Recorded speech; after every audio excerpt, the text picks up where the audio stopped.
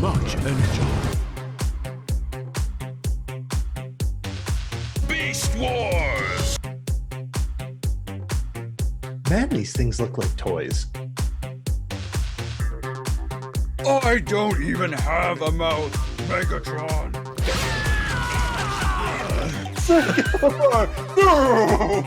I am transformed. Sigma balls, Gary. Maximal! Maximal! Does that mean transform? Trying is better than nothing, much like this podcast. Oh no, not that! Ah! Good evening, spiders, and welcome back to episode 101 of Too Much Energon, the weekly podcast where we talk about Beast Wars shit and talk shit about Beast Wars, coming to you live from a mysterious floating mountain somewhere hidden on planet Energon. I am the Siege, one of your hosts. And it's me, Kal. And today on Too Much Energon, we have a very special interview with the voice of Blackarachnia from War for Cybertron Kingdom / Battle for Robot Planet Empire. Jeanne Carr. We're not going to dilly-dally. We're just going to get right into it because it was a lengthy and delightful interview, and here it is. Too much energy. So we're here with voice actress and auteur Jeanne Carr. Hello. Hi. Hello. Hello, Christopher. Hello, Kal. Thank you for having me. Thank you for being here. Thank You are the voice of Blackarachnia in Transformers War for Cybertron Kingdom. Yes. Guilty. you. Guilty as charged. Very great performance you give in the show. It's definitely it was definitely a highlight of War for Cybertron Kingdom for me and Kal as we were reviewing the series. Yeah, it's not just flattery. Before we thought about before Christopher set up the interview with you and we had started it, we were like, there's one or two voice actors that kind of stand out for us in Kingdom, and Blackarachnia was definitely one of them. Oh, thank you. That's so nice to hear. Thank you. So how did you end up landing the role? Like, tell us about the process. Well, Christopher, you were saying that, and I think you have a wonderful voice. Thank you. And you were wondering, possibly if you should be a voiceover artist. I think anyone really could if they wanted to pursue that and achieve it. But it's dedication, and it's just like anything. It's a whole 9 yards of all the things that you have to do and to become a voiceover actress, or actor. But in my case, it was not my intention, but it happened. Okay. It's crazy. I'm an actress. Yep. And I've been an actress my whole life. And you're out here, you're in the grind, you're trying to make rent. Maybe I have 2-3 jobs, you're juggling, you're bartending, you're doing everything you can. Mhm. And then, you're looking at backstage and actors access and LA casting, and I'm like I'm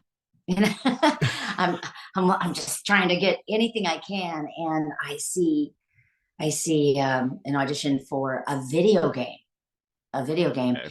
and I usually go scroll past that, and there's a lot of voiceover things. Scroll past that. I'm looking for, feature films or commercials, and I usually pass by all those. But this one had, video game. And it had money attached to it that I was like, ooh, some money. So it was. We all like money. So it was a pretty good amount for me, I'd say midsection actress, doing pretty good, working a lot, working all the time. I am just an actress, Mhm. but I'm not famous or anything.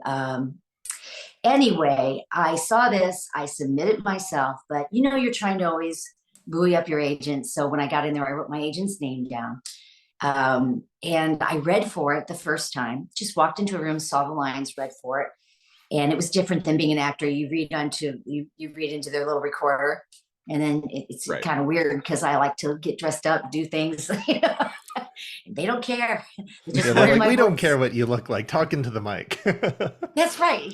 So, I'm like, well, I best enunciate, I best make this, you know, and your voice is just as part of any character you will ever produce. In fact, every character I've ever played in a play or a movie has always had a different voice, because when I start feeling or empathizing with that person, a different voice just comes out of me. So maybe I'm a natural voiceover artist, but I didn't realize it. I don't know. But the first time I read, and I did not realize I was reading for Air Razor. And the second time they called me back and they had me read a different part. And I could tell she wasn't messing around. Air Razor I read in a more sympathetic way. And when I got this one, I read her like she's badass. And sort of like my bartending years, when you just can't take anything from people, you have to keep control of the bar. And Totally. so she's really has an indomitable spirit. And I relate a lot to her from the ups and downs in my life. I really love her character. And I was shocked when my agent called me and said, oh, and they didn't submit me at all. They didn't know where it came from. They said, oh, you were cast as Blackarachnia in Transformers. And I said, what is that? Fair. Now, I knew the movie Transformers with Shia LaBeouf, and I'd heard of it, and my kids watched it. I'm a mother, and my kids watched it. But I thought I auditioned for a video game, and it had been a couple weeks since I did it. So I was like, what did I get? And then, I was a brand ambassador in PetSmart, and one of the employees overheard me on my phone call. He goes, "You're a spider." You're a spider. And I'm like, I'm Spider. Oh my God, my favorite cartoon growing up was Spider-Man. Spider-Man. Right. Oh yeah. I read a lot Absolutely. of Spider-Man comics when I was a kid, so I'm love there with you. Spider-Man. I grew up with OG Spider-Man. I wanted to be Spider-Man or Emma Peel in Avengers. I was sort of a tomboy girl, and I always wanted to be like that person with the gun that was tough. Yeah. I get that. I And get I'm that. older There's an than you X-Men boys. called Gambit that I always yeah. felt akin to, but I'm not French, so I can never. Nor play am I, Gambit. but my name is actually Jeanne Marie, which is a French name, Jean Marie. I was actually going to ask before the interview. I was like, Jean? Is it pronounced Jean? And I was like, we'll figure that out before it. I'm a hybrid. I'm German, Irish, Dutch. But my father was a World War II vet, and he went over to France, and he was at the Battle of the Bulge and all that. And he was just a great man. He's in heaven now. But he liked the name Jean Marie. So, Nice. but he would sing to me, "I dream of Jeannie with the light brown hair." So my mom would call me Jeannie. So it's Jeanne Marie, but everybody calls me Jeannie. Oh, cool. Yeah. Okay, yeah. That was something based on the spelling of your name. Just seeing it in text, that was something that I was wondering about. It. I'm like, is it Jean? But I watched some interviews with you on YouTube, and you always said Oh, they're Jean. there? So I'm like, Oh gosh, they're there already. I haven't seen them yet. How bad is it? no, they're great. You can't shut me up. I've got to learn that. I feel that. I feel that a lot. So far, it's worked for me though. Yeah, look at you. Yeah, and I feel like for an actor, or especially like a voice actor, that's not necessarily a bad thing. Just being able to talk and talk and talk. I really have great admiration for the real, true voice artists that have been in this business for years. And I feel honored, honestly, that I could even be part of the Transformers franchise. When I realized what it was and I looked it up on Wikipedia and I started reading, I was like, whoa. Yeah. And my first TFCon, I was overwhelmed with the love of the fans, and it's a family. It's not only a franchise. Definitely. It's huge. Did you realize how big that? Nope. No. No. But they've been so welcoming to me, and I'm really honored that I was welcomed the way I was. People would come up and say, "Oh, nice, wonderful compliments, and they related to the character. And it's such an honor to be part of it in any way. So even though it was an accident, um, I don't know what really funny. what Well, happened. kudos to the casting directors, Kudos to right? Like I'm always like, how do they Timothy place? Timothy Covison. That's who it and was. Yeah, and Horseless Cowboy Productions, and actually the person who the casting director, they say, here's a plate of orders. You can choose this one, this one, this one, this one. And the real person who said, that's my Blackarachnia, is my new friend, Philip Bach, who is the voice actor, the director. I learned that term my first time in the studio there. I was like, what are you? Okay. He's like, just don't mess around and get to it. And we're out of here in 3 hours. 3 hours, 6 episodes. Wow, really? 3 hours? And the last half hour was just grunting and fighting. I was going to, and that leads me to one of my next. My first question is that you already answered was like, how long did it take, and how much of the story did you know, or is it kind of like, hey, get in here, this is the gist of it, or did you kind of have full scripts? Oh yeah, they sent me the scripts. You still you're not aware of, it's a tremendous past.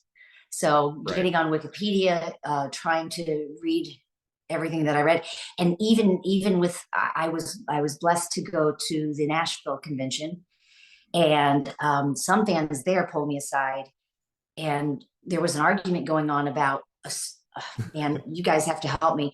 I had read that in one version, Blackarachnia was Alita 1, and she was in love with Optimus Prime, and then she was left when she fell into the spider pen for dead. He left. He after he searched, couldn't find her, left her. Oh, I think that happened in Transformers Animated from That's the it. 2000s. And they got Yeah. so mad at me when I brought that up. You have to be careful, because I'm not trying to be disrespectful, but that's the one part that I read and related to.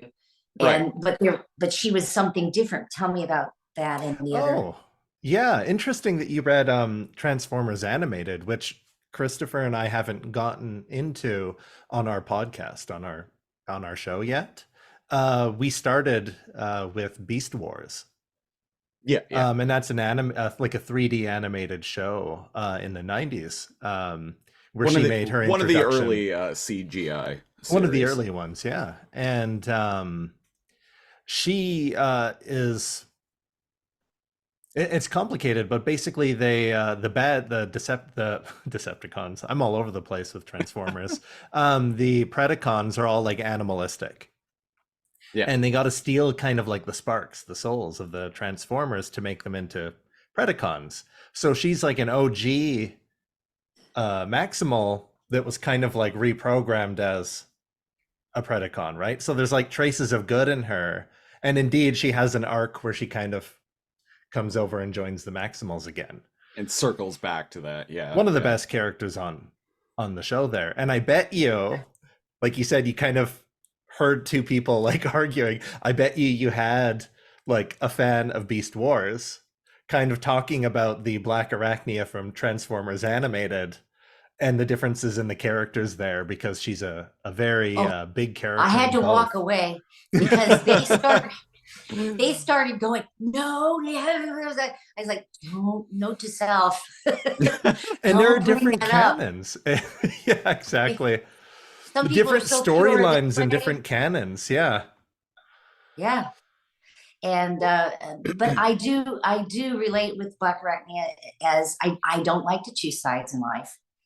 And I try to love everybody, but yet I'm kind of hardened because of your travels as you go along in life. I'm older, I've been through things, so I'm not as trusting. So I can see how she would wait.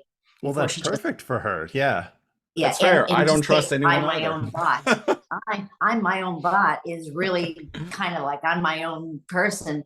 Yeah. And I really identified with her. Yeah, her and Blackarachnia and Starscream have a little, what side do we want to be on journey on The friend of my friend of me. Kingdom. Wait, the friend of my enemy is my friend. Wait, the enemy of my enemy is my friend. There we We- go. There. The Got that. And all frenemy my of my friends are frenemy enemies. is my enemy.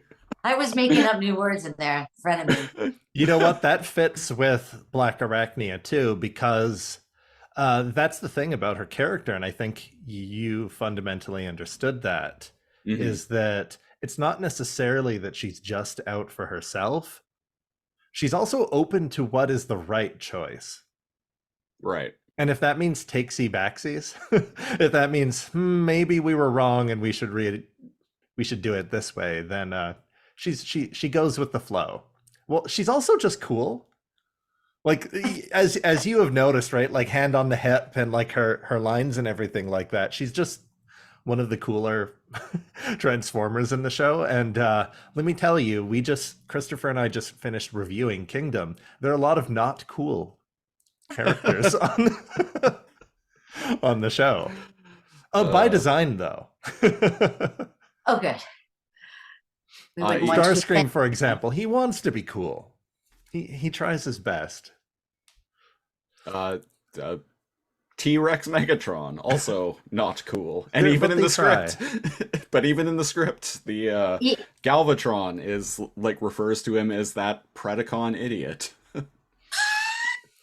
Yeah. Which Well, we was you a know who thing I we had thought been. was tremendously cool in person was Bumblebee. Like I when I saw him at TFCon, he was Bumblebee. He was so Bumblebee. And he wasn't wearing any costume or anything. He's just his face, his voice. He's just this laid back kind of, he could be a surfer dude guy. I could see that. Yeah, I could Definitely. totally. Have you met any of the other voice actors from War for Cybertron Kingdom, other Yes, than Bumblebee? I did meet Alita one. Oh. We're so wait a minute, what's her first name? Lindsay. She's a doll. Very sweet. She got killed though. That's a bummer. Oh, Yeah. we You never just know finished what'll reviewing happen. that, and I had a lot to say about that. That's a lot of the fans were very upset. I teared up in that episode. She's a wonderful person. She does a lot of video games. She's a great actress. I have tremendous respect for her. Very nice. She's been in it for a long time, and very cool person. How dare I they kill loved her off. I loved Air Razor. We love Air Razor. Definitely cool, neat person. Yeah. Yeah, you mentioned that you originally auditioned for Air Razor. I could definitely see you in or hear you in that role, like 100%. With your normal voice now versus your performance as Blackarachnia, I could see you playing Air Razor for sure. Well, we all have so many voices. When I Exactly. picked up the script and I didn't even know who Blackarachnia was or what it was. I just thought it was some random video game, and she was just being so snide and sarcastic, and all I could think of was she's this saucy little minx that's like, oh, I'm gonna take that. I'm not gonna take that from you. Back off. I'm my own bot, and who do you think you are? She's more of a diva. Oh, Right. absolutely, yeah. Total diva, but she has a good heart.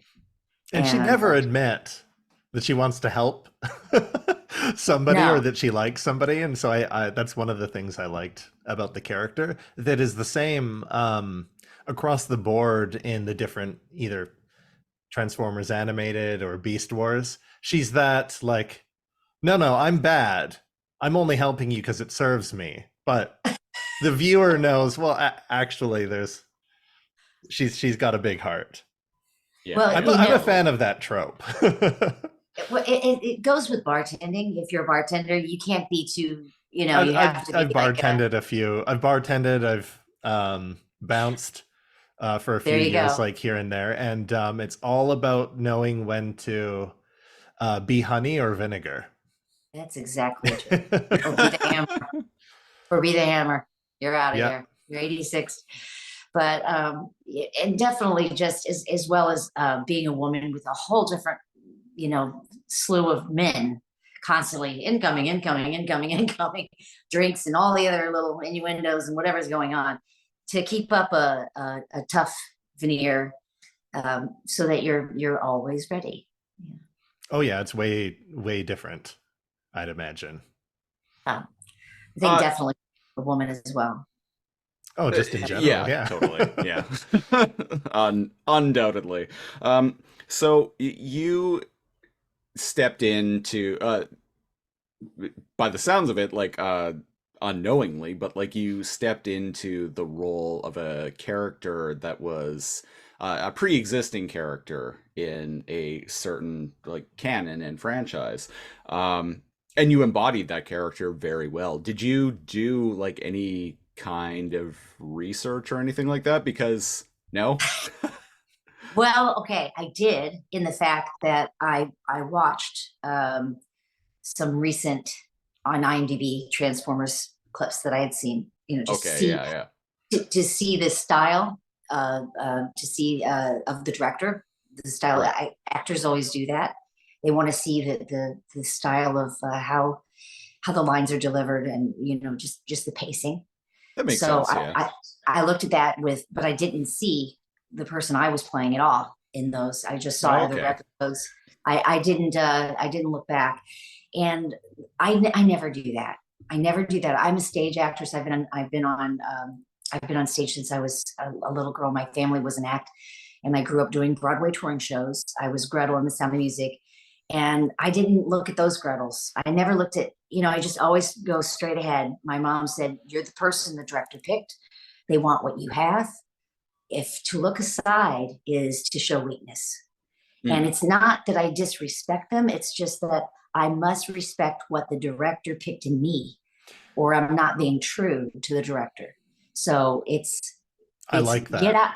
It's get out of my way, and be an implement for what this director, Philip Bach, is trying to achieve. And he wanted something that had his stamp on it, his direction. And I'm lucky, or blessed, or however you want to look at this, that I was the tool. I'm a tool, all right. I'm the tool that sucker chose. All right. And I didn't want to mess it up, because you can overthink things and come in and then frustrate the tar out of the person that picked you. And Because you're looking at what past performances have done. You're looking at this, you're analyzing that. And Christopher and I, you're second guessing and over yes, analyzing. big I'm with you mistake. there. Christopher and I, we're often defendant of whatever show we're watching. That needs to be reviewed and respected in that bubble without comparing it to G1, Beast Formers, Beast Mission, like without comparing it to all these past iterations. And unfortunately, a lot of the fan base, hashtag not my Yeah, that's Beast okay. Wars or like whatever, right? And they're very loyal to like certain things, but we're reviewing this thing or we're discussing this media as standalone. And we can make fun of it like here or there, but we always take it in a bubble. And so I actually really respect that, like, hey, no, the director wanted this, and so we're doing Well, this. I look at my little girl, and I bought her this hair bow scrunchie, and it had this little bear on it. This little bear with this little cute face. Okay. And she cut the bear the free from the hair scrunchie. She thought it was disgusting that she would wear him, and she named him Barry, and she brought him everywhere we went. And one time we went to sushi, and she put him down on the back bumper, the license plate cover of the Forerunner we had at the time. I lived in New York. We went from Albany all the way back to Clifton Park. He sat the whole way home. We didn't know where he was. We looked everywhere. He rode the whole way home on the outside of the vehicle. I mean, she lost him, and he would turn up a month later. She lost him over and over and over again until, we went on vacation in Martha's Vineyard. She's got these pants. She liked to wear the boy shorts. She's a tomboy just like me, with the girl top, with the boy shorts from trunks. And she was buried in a pocket. She went out in the ocean, and he was gone. I searched the shore. We searched everywhere. We could never find Barry. We to this day say, you know, Barry's in Hawaii somewhere, he's on vacation. Japan or somewhere. I was going through this dime store and I found something that looked just like Barry, another one. And I brought him home and she goes, no, no, you know, because, you know, I sewed This Barry's is eyes not back him, on. damn it. I sewed his eyes on sometimes, and she like an eye would come off, and I'd sew his eye on. His mouth was a little crooked. He was worn. He had little knots on him. There was never going to be these true Transformer fans. They're never going to find someone that they love more than Venus or the other. I can't remember the other one's name. Sorry about that. But and I understand that. I understand that. I will never. That's a good analogy. I'll never love another. Nothing can replace that. I Okay. No one's gonna love. No one's gonna want another Emma Peel. I mean, the original Emma Peel from the I loved her the most. It's like you can't remake the some 60s movies. Avengers TV show, right? Yeah, you can't remake some people. Yeah. Some people are gonna fall in love with that. You're never going to have everybody, but there's new people that will fall in love, hopefully, with this rendition of Blackarachnia, and we have to be open to everybody and carry the torch. Well, that's understanding of you. You definitely do your own thing with the character, but I feel like the performance that you give is very respectful and reminiscent of the original version of the character that we saw in Beast Wars. And listening to you on the show. I could never be her. I could never be her, but what I can do is be true to who I was when the director chose me. Yeah, you can't be her, but you can be you. You can be your version of the character, and I really respect that and really enjoyed the performance that you gave. Well, indeed, it's an alternate timeline. Ah. So it's because it's an alternate timeline. It's not a recreation of anything at all. And indeed, some of the characters got to where they were in completely different ways anyway. So there you go. Everything and anything and everything can be canon in Transformers when you deal with multiple timelines. Good point. Like somewhere out there, the different Blackarachnias are meeting each other. I mean, there's multiple Optimuses meeting and fighting themselves. So somewhere out there, Blackarachnia is having her Spider-Man No Way Home moment. The other thing, there's one other thing as an actress. If someone told, I don't really like to do impersonations because I just feel phony, you know. Yeah. There's some people that are really great at impersonations, but I'd rather be empathetic of the person and what that person has gone through and then deliver how I would take that. And copying something wouldn't be true to me. It would seem like a cheap cubic zirconia to a diamond. Well, indeed, in a much more comical, not a professional way. Christopher and I very often will do caricatures of the characters rather than trying to do impersonations of the voice actor doing them. And we'll even have people like in the comments or that haven't watched and know we've been called out for this on Twitter. We've been called out for it. It's like, oh, your guys' Let me impressions. hear your best impressions right now. Go ahead. Oh, geez, of what even like character? Siege. Well, I think you do a pretty good Galavar.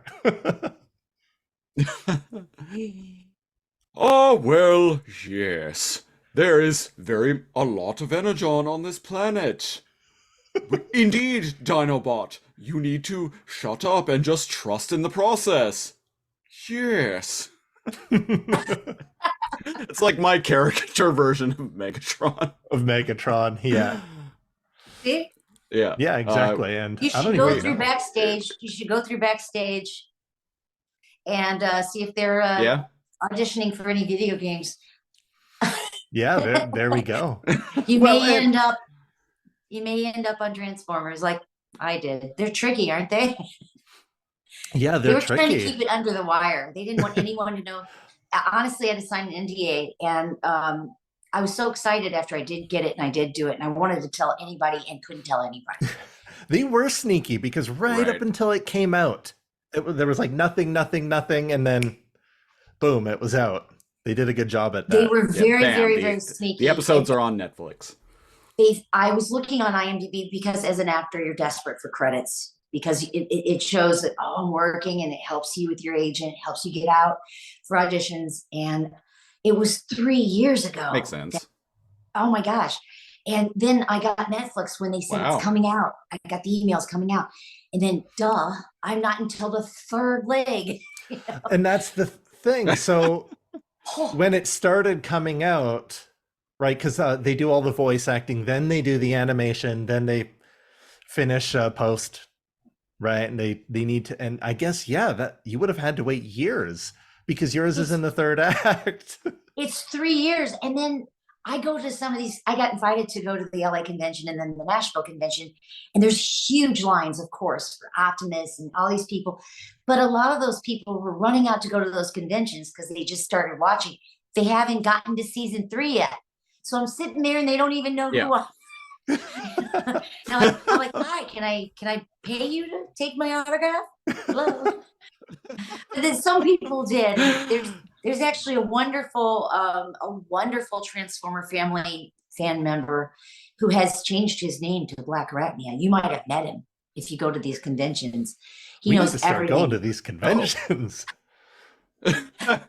Wait. Actually legally changed their name? Yes. He's really a cool guy. Very cool. Wow. Just They sound cool. Sweetheart. In fact, got me invited to the Nashville convention because they all know everybody.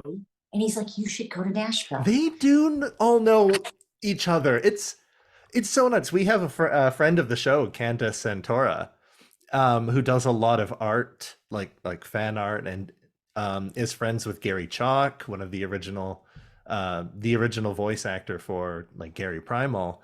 And they're like gone to his wedding and like Gary knows. Primal. That's our like loving name for like one of the characters, Optimus Primal. Yeah, we lovingly call him Gary Primal. When you were reading the script and whatever, you're like, there's 2 Optimuses, there's two Megatrons, there's 3 Megatrons. Was all of that kind of easy to follow, or did you just kind of focus on kind I of only like your got the character? script for Kingdom. They didn't give me anything else. Well, They that's just what I gave me- mean. It's probably be more complicated just to get Kingdom, because it's like, wait, so there's Megatron, and then there's I was gonna say Galvatron, but Galvatron is Megatron. There's 3 Megatrons. Well, when you're looking at the script and you see, you don't know the whole big picture. And I did do some Wikipedia, look it up. I knew that they've been fighting forever and ever, and they went back in time. I don't even know the storyline, so kudos to you. And I've been doing this for years. It's the Allspark. You have to get the Allspark back, and someone messed up time. They messed up possibly so many things by going back in time. They have to keep going back and trying to go back and fixing it to get the Allspark back, so they can all get. Oh, they messed up. Yeah, they screwed it up. So it's easy to follow, and I see who I am. I know that I got left behind by a man. I mean, how easy to relate to that is that? You're in love with somebody and then you get left behind, and now you're half Spider Woman and you can't get yourself back, and you don't know who you can trust because there's all these beastie people down here. And I used to be on top of things, and now I'm my own bot, and I don't know who I can trust. And I was kind of left behind for dead. And I have to be tough. I'm a survivor. And it was easy to go along with that and be flirty and nasty to some people. I don't know how they're dealing with me. That felt pretty good. I was going to tell you something. I hate that when that happens. Happens to me all the time. Yeah, there's something I wanted to tell you. Just go on. It might pop up into your head again. Unless Christopher, you had something else to ask. I was going to ask about like the motivations, or like how What I was going to ask is, I find the character of Blackarachnia in Kingdom to be quite queer coded, especially in how she behaves toward Airazor. I was wondering what your opinion of that was. Whereas my Well- opinion is she's just flirtatious. I think she gets along with everyone. And you know what I'm saying? She gets along with everyone, and it's a Until she necessity. doesn't. It's a until she necessity. doesn't. It's a very spider-like characteristic that she didn't have before. I think she was really in love with Optimus Prime, if you want to go with that side of it, but was left behind, very scorned. And a spider now will kill the person that they've mated with. Unless And they're lucky and they sneak away. try getting through my web. Yeah. Try it. So do you feel like it was she uses that as a weapon? It's Flattery definitely and one of the weapons in her arsenal. There isn't anything she will Definitely. not do to survive. She will flirt with, find anything attractive, whatever suits her latest query. And definitely the writers wanted her to be an edgy person that would encompass a love for every community and welcome every, absolutely, as I do. So I will leave it at that. I don't think it's a shut the door deal. I think it's an open door deal. yeah. And Open to interpretation. Yeah. open to interpretation. Definitely she came off that way.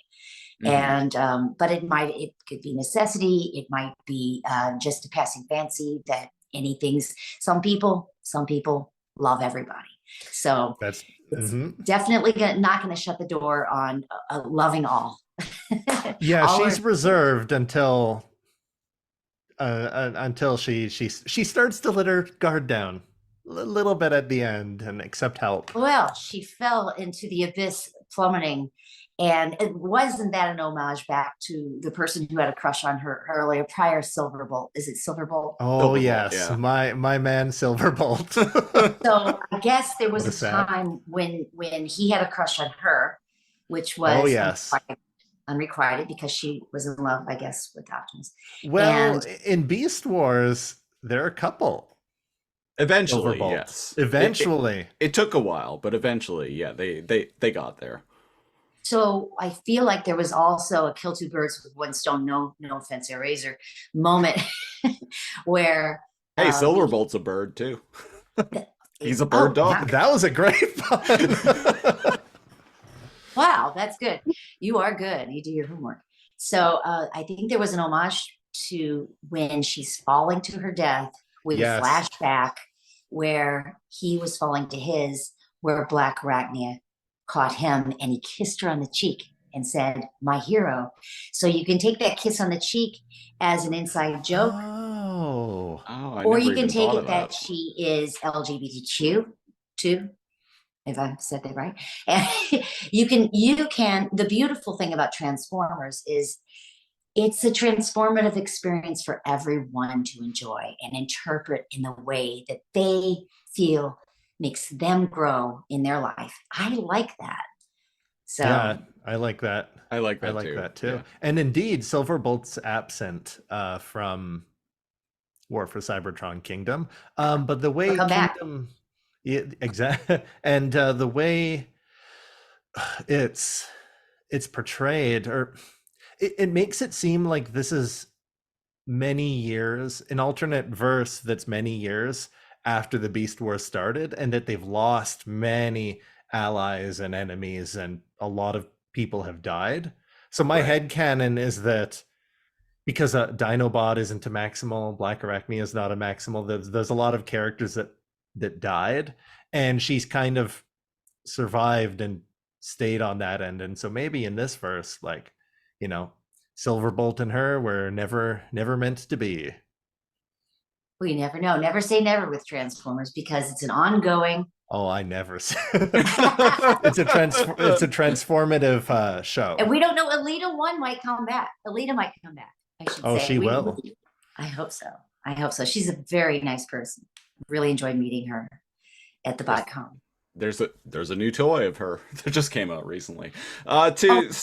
Yeah, in the Transformers Legacy line. To start wrapping things up, do you have anything like upcoming that you want to plug? Okay, I remember what I wanted to say. Yes. And I do Yeah, have, and I do have some things coming up that I do want to plug. Okay, so what I want to plug is I'm in a Christmas movie called Joint Custody Christmas as an actress. I play a lawyer. Oh, okay. With Eric Roberts, and it's coming out. I believe it's going to be this December, the Christmas Eve. Wow, great timing. Yeah, A lot of people actually go and watch movies around that's Christmas good. time, so good timing. It's a Especially cute movie. especially Christmas movies. And I, for one, love Christmas, so I'm gonna be keeping an eye out for this. I don't know if it's a big screen movie thing. I kind of think it's going to be more like a release for a television movie. Like The a other thing, Hallmark type thing. yeah, but Yeah, it's yeah. not Hallmark. It's not Hallmark. It's a faith-based company. Oh, okay. And now it's killing me. I can't remember the name. I'm sorry about that. It's like a couple of weeks ago. I'm constantly working and I don't know. And I'm just like, ugh. What else? I remembered what I wanted to say. So one of the Optimus Prime, if you'll remember, Steve Bloom. Am I saying it right? Steve Bloom or Blum? Yeah, Steve Bloom. Very, very, very well known voice actor. He's one of the titans of the industry. He's been in everything. So I think it was 2017. I auditioned and got the role for a music video. And at this time, I had never I had done voiceovers for commercials, that kind of thing, but not a character as big as this.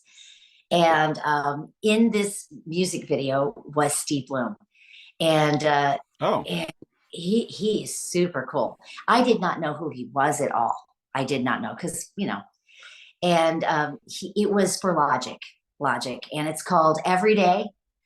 And I played his sexual harassing mean boss. And Steve was the other boss. We were both bosses. I And it's have like actually watched this video before. that's me. That's me. And I Yeah. had to grab his.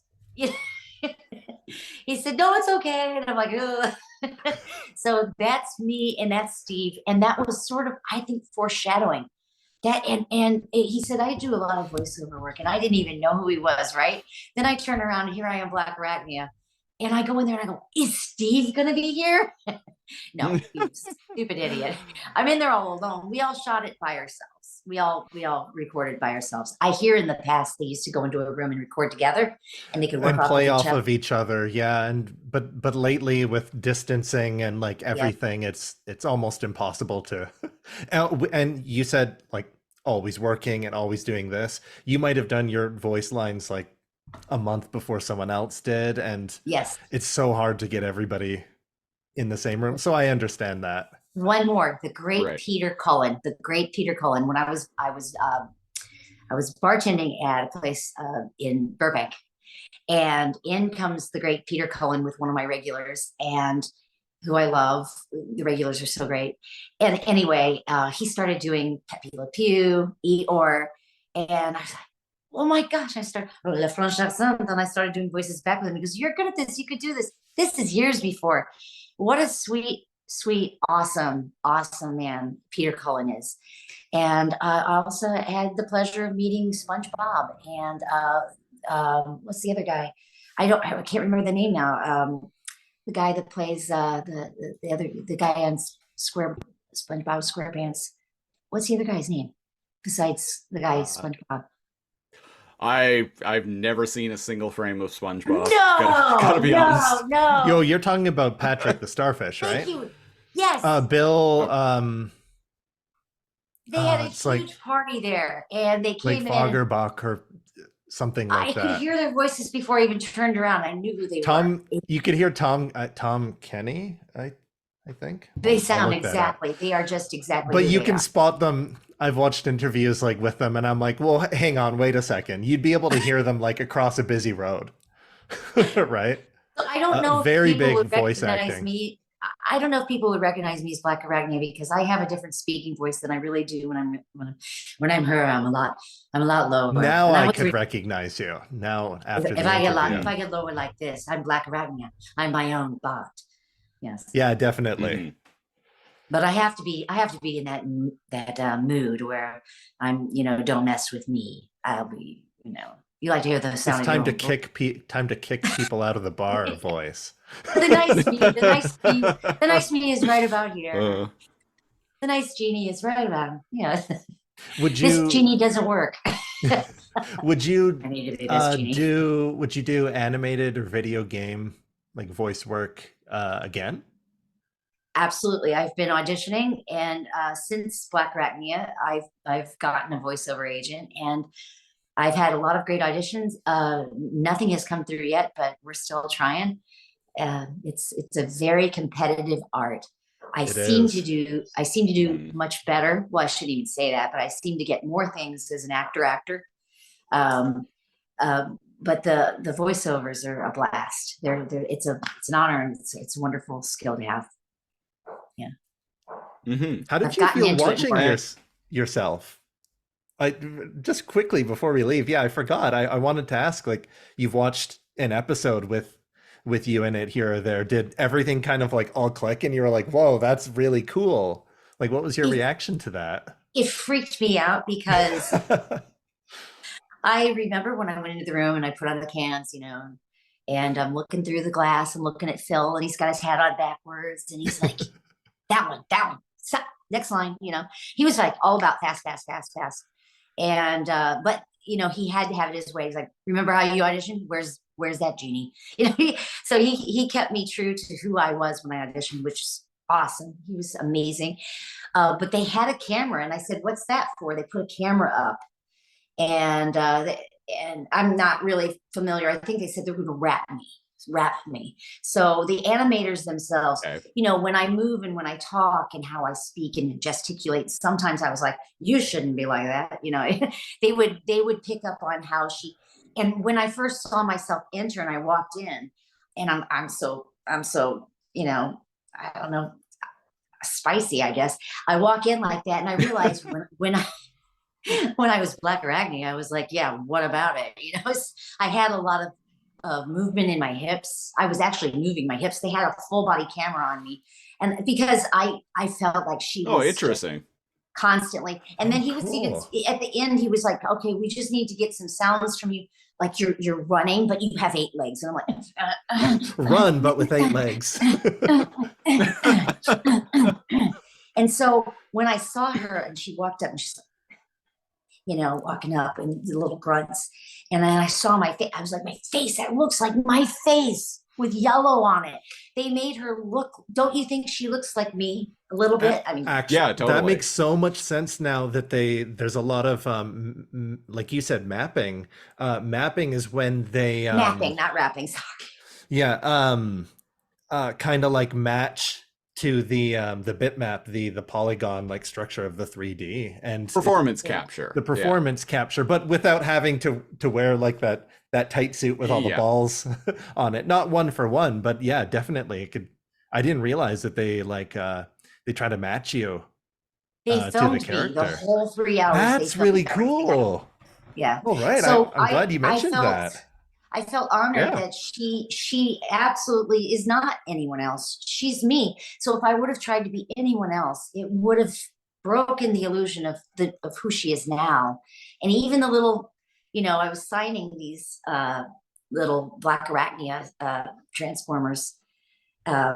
the little toys that they're selling to kids. And someone gave me one. I was like, yeah, I got one. Oh my gosh. And even the toy looks different than the old toy used to look. Mm-hmm. So she's designed very much so. She's designed by me, and I was like, whoa, such an honor. Thank you. That's rad. Well, we need to catch you at a TF con and get you to sign one. Oh, I hope so. I'm supposed to be in Arkansas I think it's next June. Okay, that's the only June. they didn't invite me to Chicago because they didn't have the extra money for accommodations right now. But it just depends on where you get invited. You know, some people are everywhere, but I'll go wherever they invite me. Awesome. And I do hope I meet you I'll be- guys in person. It would be That wonderful. that would be great. Definitely, yeah. Yeah, so to circle back, things that you wanted to plug, like you started talking about that, but you moved on to other things. Do you have anything else upcoming that you want to talk about? Or anything Well, in the I'm in a past that you feature. love. I'm in a feature film called Devil's Ride. I'm in a pilot called Tub Life. I can play a Southern dialect. I'm more of a white trash. And so anyway, never mind. There's a lot of things happening out there. I can't now I need to think of everything. Just I've got a lot of auditions, a lot of feelers out there. It's another day in Hollywood. Another day in the biz. Well, thank you, everyone listening. Be sure to keep an eye out for upcoming projects from Jeanne Carr. Thank you very much for being on the show with us. It's been an absolute joy. It's been an honor. Thank you, Christopher. Thank you, Kal, and it's been so much fun. Thanks. Take care. All right. Yeah. Thank you. You as And well. good luck. We'll be watching what you're in next. And remember, stay your own bot. Always. All right. Take care.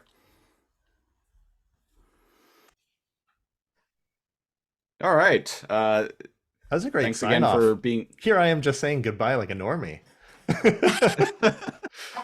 like a regular, like average person. You guys were wonderful. I hope I was okay. Yeah, you're fantastic. Thank you very much for doing the interview with us. It's been a treat. Thank you. Is there a way I can see this or hear it or? I'll be uploading it probably later today. I'll send you a link to it on That's on wonderful. Instagram. Yeah, for sure. Yeah, we usually have an audio version for audio listeners through different like iTunes, Spotify, like that, people just listening. And there's usually a video component on YouTube. Can I share it on Instagram as well, or should I, or what would you like? 100%. Oh yeah, Yeah, absolutely. When it's up, like I said, I'll send you the link to it. Okay, well, you guys are so nice to include me. Thank you so much for the opportunity, and I wish you the best with your podcast. Oh, thank you. Got a cool vibe. Thanks for thanks. Yeah, thanks for letting us talk your ear off there. Too much energy. So once again, thank you very much to Jeanne Carr for being on the show. It was an absolute treat and a joy. On that note, that has been episode 101 of Too Much Energon. Best way to support the show, go to patreon.com/lazorcomb, LAZORCOMB, where at the single $5 Gary tier, you get bonus preamble audio. You get our news and current events program, Lasercomb Tonight, commentary tracks, and you get to pick a show for us to review a random episode of on our other podcast, the Lasercomb Podcast. So if you want to get in on that, go to patreon.com/lasercomb. Follow me on Twitter. I am at Lasercomb, or you can follow the show proper at Too Much Energon. Kal, you are at. You can follow me at, I was gonna say at Twitter. You can follow me on Twitter at NeoKal, NEO_KAL. We'll be back next week with episode 102 of Too Much Energon, where we are going to be talking about comics, baby. We're entering the comic realm. We're entering the comic realm. Remember that video game comics zone? Just like that. Just like that.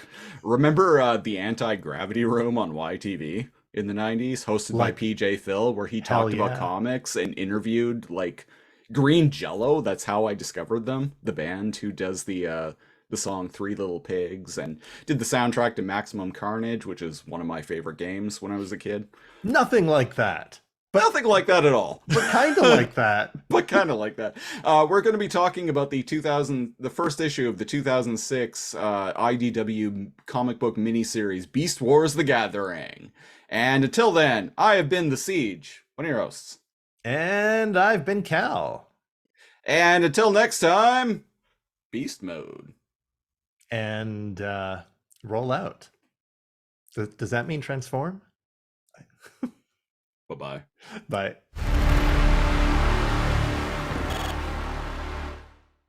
Sorry about the rough start. I hope it didn't set you too far back. No, I'm usually No, the rough it's start. So you fine. made me look like I was on time, even though I just arrived 30 seconds before you did. It's okay. Fashionably late. I woke up literally 20 minutes before before How dare the you? Zoom call.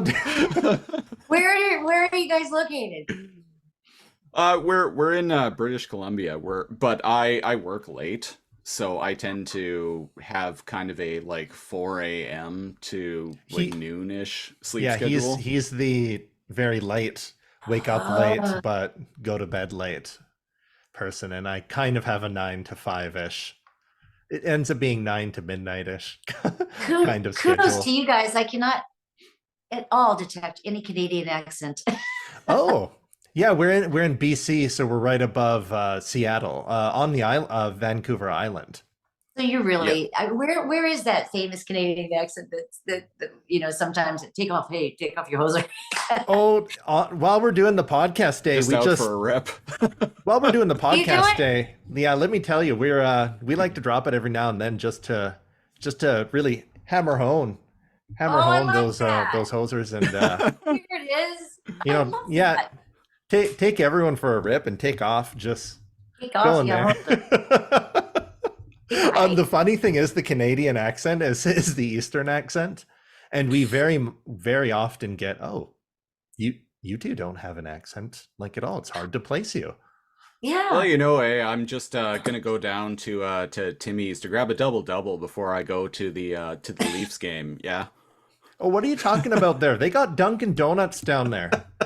They don't have Timmy's, or do they? Do they have Timmy's down there now? Fuck, bud. Thanks for using us. That was it. Oh, take off, buddy. God, take off your hoser.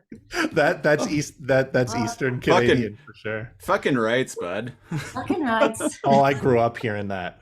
If you hear anybody ever say fucking rights, like kind of like to agree with you, right. they are Canadian. They are like grew up, like have maple syrup in their veins. That is the most Canadian I swear love it. ever. I love it. That is So I was out having a dart with Buddy, and I was like, "Fuck, bud."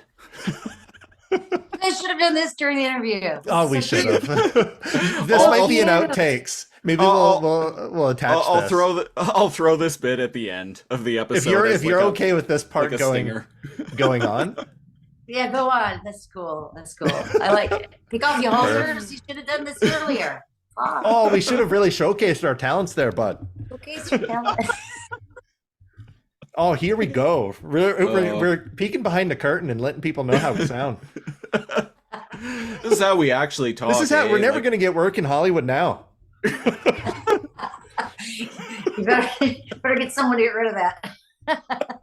We're going to have to go to speech therapy after this. All right. But first, fuck no. Oh, fuck that, Ben. No way. All right. We're going to take off here, and we're going to leave you be. All right.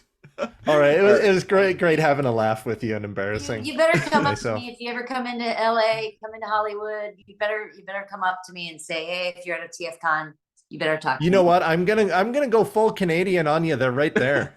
I'm gonna be like, put her there. Jeanne, it's been a long time. I'll put her there. Oh, how's it going, eh? Just hey, how's it going, eh? Oh, so cute. See, that's cute. Why would you want to get rid of that? I know how. I've been hiding my accent this whole time. That's a turn on, baby. But you could be my own puppy. But There we go. Oh. There I'll be we like, go. hey, you need me to do crowd control at the All line right. trying to get to you. Oh, Yeah. hey, take 5 steps there, bud. Back off. Nobody goes near Jeannie without. Don't touch one of her 8 legs. Oh, hey, that's gonna cost you, and only if she consents. Back off, buddy. No body checking allowed here, bud. No body Don't touch check. Hey, legs. yeah. Keep your stick on the ice. There. All right, and with that, All right. Oh, with whoa, we're that gonna let note- that one go. All right, pick up, you hosers. all right, that's been lovely. Thanks for laughing with us. Take care, God Jeannie. bless. Have a great day. Keep the all sparklet.